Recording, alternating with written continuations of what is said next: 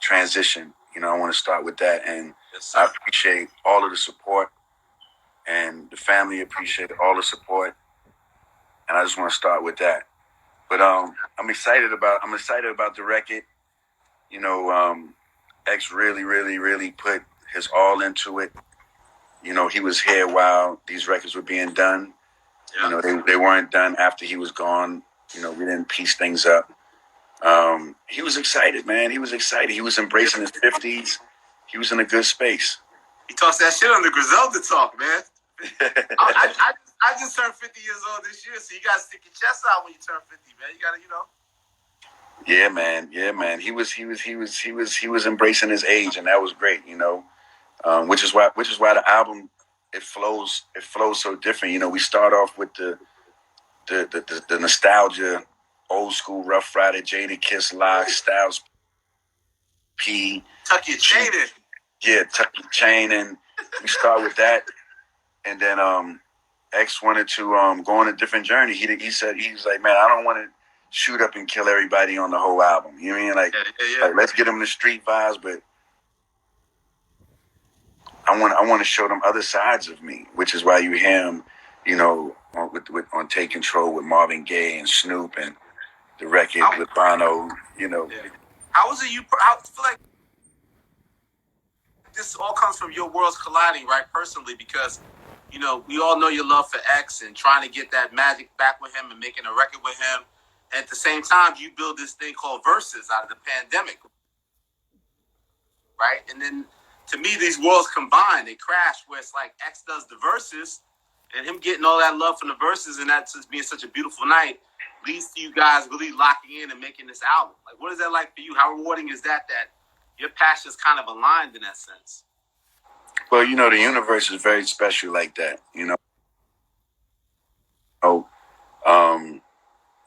he did Verses, and everybody's watching here, the fans, they helped this album happen because it got his confidence up. It made him feel loved.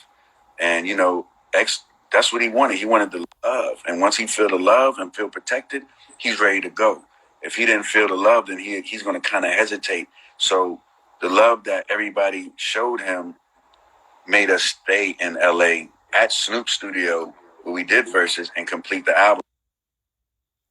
And shout out to Snoop for creating an amazing environment and cooking for us every night. It was just a blessing. Yeah, you said that. What did he cook for you? You said he actually cooked himself. Like, what can Snoop make well? He's making some chicken wings? Like, what's he making? Chicken wings, beef ribs, potato salad. I mean, like, he was really frying it up in there. And it was, but he would come in every day and do it. It wasn't like a one-time thing. Yeah. He didn't even have to have a session. He would come in and make sure Dog was straight, make sure I was straight. And that hospitality, we don't really see that in our industry. And it was a blessing, man. Yeah, and then seeing you, like, while you put into it, like, I know you made so many great records through the years, and a lot of times certain records may not get the light of day at the right time. I know the joint you did with Bono, even with Bath Salt, like, I think I heard that J-verse from you before, back in the day. Like, what's it like to, like, put your all into stuff you may have had as music that didn't work for you, and, like, why did that fit right for X's album? Yeah, all producers, or rather all musicians, period, have a lot of gems and secret weapons on their drive. And I chose, let's use Bath Salt, for instance. Like, I chose to pull that out during the Just Blaze battle at the time. Yeah. And everybody wanted me to come out with that song a long time ago. And they asked him for the original version. And we'll probably put that out, too. I might put out all the versions of it. We got multiple versions. Yeah, because you had Jada on there, too, right? Yeah, Jada was on it. Yeah. But, like, say Bath Salt, right? Like, it's funny because as dope as Jay's verses today, he did that verse for my album, Hope Living. That was, so he's like, Hope is the living, Coca-Cola is the sponsor. Like, Hope Living, like the brand of the lifestyle. Yeah, Hope Living, the magazine. So I was doing my album while we was relaunching Hope Living magazine with my brother Kamal. And so Jay was narrating in the verse everything from the magazine, from Kim Kardashian was supposed to be in it. There was a special swimsuit thing with Halle Berry supposed to be in it. Okay. So everything he's saying in that verse he was narrating the magazine in that verse. You see what I'm saying? So it's like Hope is the living, Coca-Cola is the sponsor. You know, so it's like come be my Kardashian queen. Like those are all of the things that was happening in the magazine, and you know, just to put some context to how that is. But it never came out until now, but it fit on the record. You know, and so Nas went crazy on it as well. Nas changed a little bit of his verse. X always liked his verse, and you know we made magic with it, and it's been great. And that Bono joint was originally for Whole Living too, right? Yeah, the Bono record was for Whole Living, the album as well, and you know that record is so big. Kanye was on that record at one time too. Oh, yeah, that's right, yeah. But it just never came out, and it was just like, man, all this time, these records belonged on this record that we got that's out in stores today. Because you had said in the beauty at the end is that X and Bono reached out to X, right? Like, so that connection was made while he was still here, right? Yes. Bono drew X a nice black and white painting, and wrote him a letter and a poem, and he called him DMX to BMX, meaning DMX the rider. You know what I'm saying? Like the BMX, they say DMX to BMX. And Bono told X that it was an honor for his voice to be next to his. And X was so happy, man. Like he was so elated that Bono was really co-signing this project and agreeing to really support him. And it just gave X so much energy to see that support, man. Yo, and like you keep saying, like X, you know, is the type of guy, as fierce as he was, he really just wanted the love, right? But like when I go back and listen to the catalog more and more since his passing, I think I might have joked even with Jay about it. Like when you hear X in these posse cuts, he either goes first or he goes last. Like, you know what I mean? Like he had that fire and that competitiveness even when he was like collaborating with people, like and really wanting to stand out. Like, why do you think that was always such his passion, how he approached everything? When in his heart, he probably just wanted the love, right? Not probably. X didn't want anything but the love. Like that's what he wanted. He didn't want the money. He wasn't into materialistic things. Very simple man. Play with remote control cars, ride 4-wheelers, play pool all day. You know, he wasn't about riding jets and doing different things. He was about his people. He was about loving people. He was about helping people, healing people, and doing God's work. And that's why I really respect him, because he's been like that since day one that I've met him. And but he did want to rip your heads on the songs, though. He wanted to rip people's heads on. Oh, he was an artist. He was a real hip hop artist. Like, so that's why, like, when I talked to him about verses at first, he was like, "Come on, Swizz. Like, I'm not playing with nobody. I rap. Like, I battle. Like, so be careful who you pick for me in the verses, because I'm gonna bite them." Like, I was like, no. It's not that. I mean, if you wanted to be that type, we could do it.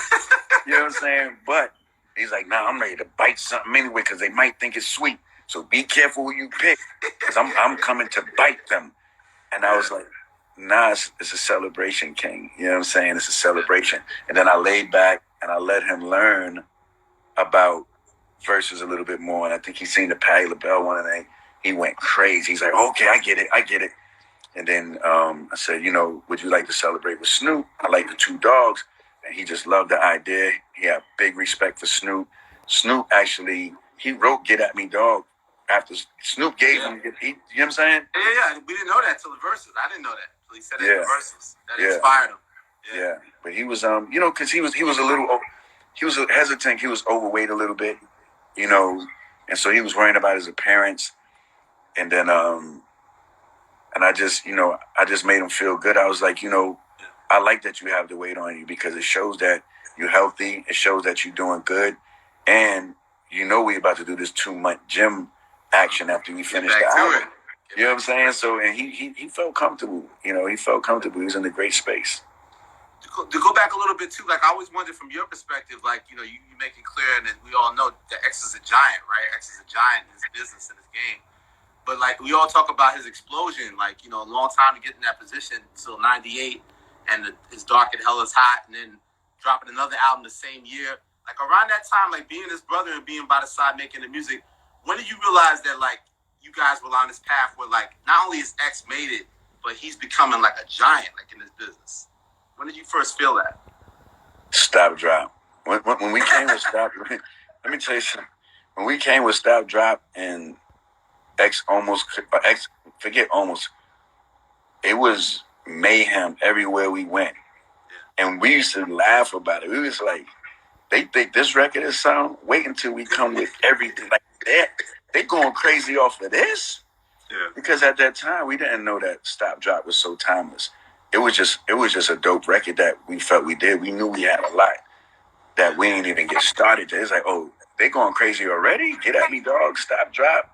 This, that. Oh, we in for a good ride. You know, and it felt good because we was young. Like, we didn't really care. We didn't care about business. We didn't care about the money. It was just more like, it felt like we was playing a prank on the whole world, to be honest. It felt like we was sticking everybody up. But that's speaking seriously. What made like, how did you feel? Was like, no, we already did this. We done changed the game. But we're gonna drop another album by the end of the year. Like, what was going on through your mind with that strategy from your perspective? Well, you know, that strategy came from this quick success, and when we was so in mode that like we was ready to go, and I know the label seen that hunger, and so I think that was made off of a bet with Leor and my Uncle Juan, my Uncle D. It's like, yo, y'all could turn around another album. We're going to add some more bonuses and do all these things. And we could take a challenge, like another album. We got that right now. Let's dance. Like, I got Black out. Let's go. Yeah, and then we end up doing Flesh of My Flesh, which reminds me of this album because me and X worked very close on that album. All the other albums, it had different mixtures of people, you know. Flesh of My Flesh was a curated body of work. This album was a curated body of work that X was fully involved with, and we had a plan for the whole thing. Yeah, I was gonna ask you where you felt like this fits in the catalog, right? You know, you guys made classic albums, like, you know, you're going for a classic here, like, that's how you view it in the overall catalog for X? 1,000%. I mean, Letter to My Son it alone is a timeless piece. Like, you can't even like. You know, name no disrespect to anybody, but name a artist today that got a song that's that vulnerable, that powerful, that educational, with that fear. Like, who does that? You know, this is the hardest. X is the dog, and he's rapping on an acoustic guitar with a violin. What are we talking about? with Usher, you know what I mean?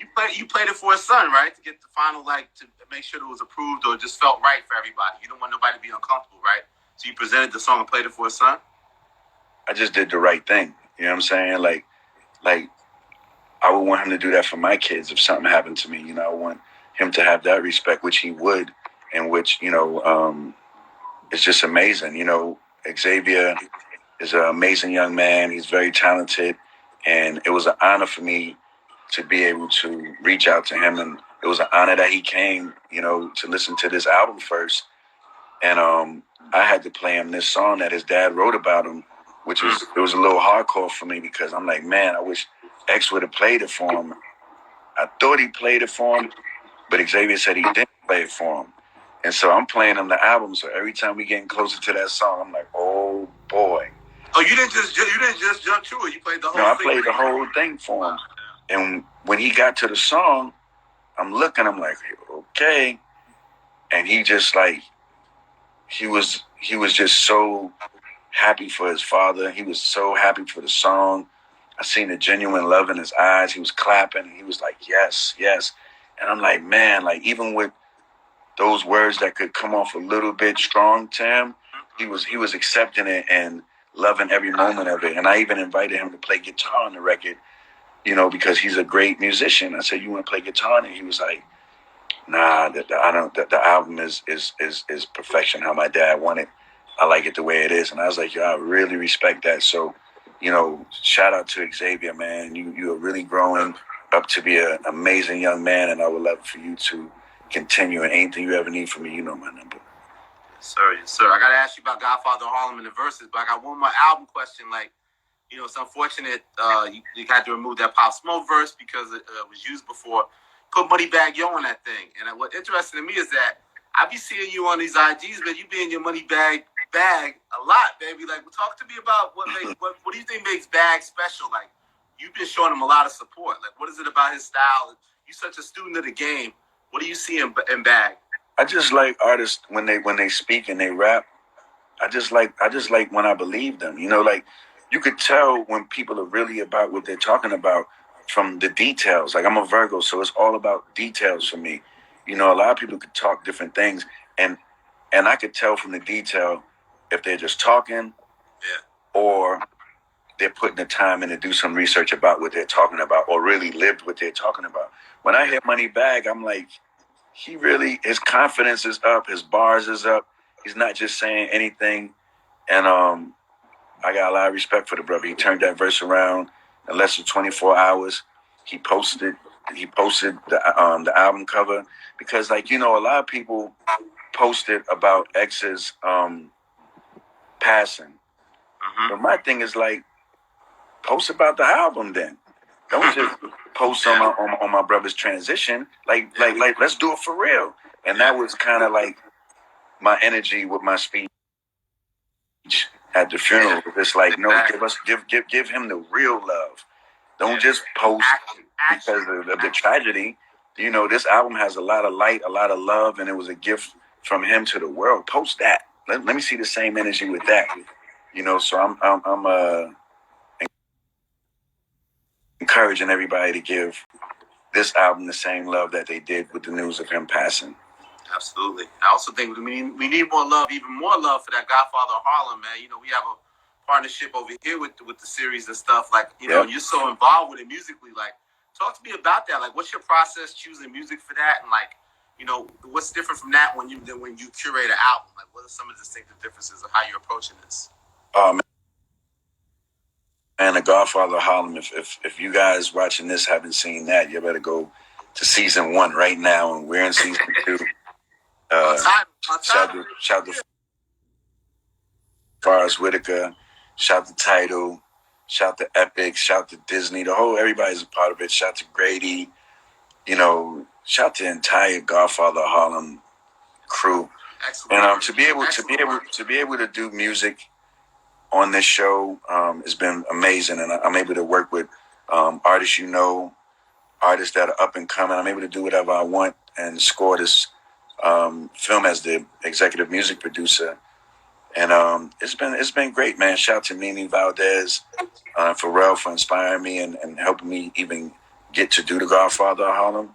I didn't know they were involved. Salute to them. Yeah. We gotta get the props where it's due. Open up my window again. Open up my. I'm not gonna lie. Like I usually get tired of hearing myself talk so much. Like even all these interviews, I don't even replay them. I hate the way I sound. But I listen to that Godfather of Harlem when it comes on. I don't even touch it. I let it rock. Like it's just something about that. I like the way that sound. I see everybody keep asking about Jadakiss on Bath Salt. The song was feeling too long, and Kiss verse wasn't. I wanted to give him time to really write something, but that don't mean that we might not have a remix of something coming. So just know. Just know. And one last thing on Godfather, is there any particular upcoming music moments that we should look forward to that you're excited about? There's a music moment every Sunday. Every week there's a music moment. When you watch the show, we drop music from the show that, right then and there. So it's available every week.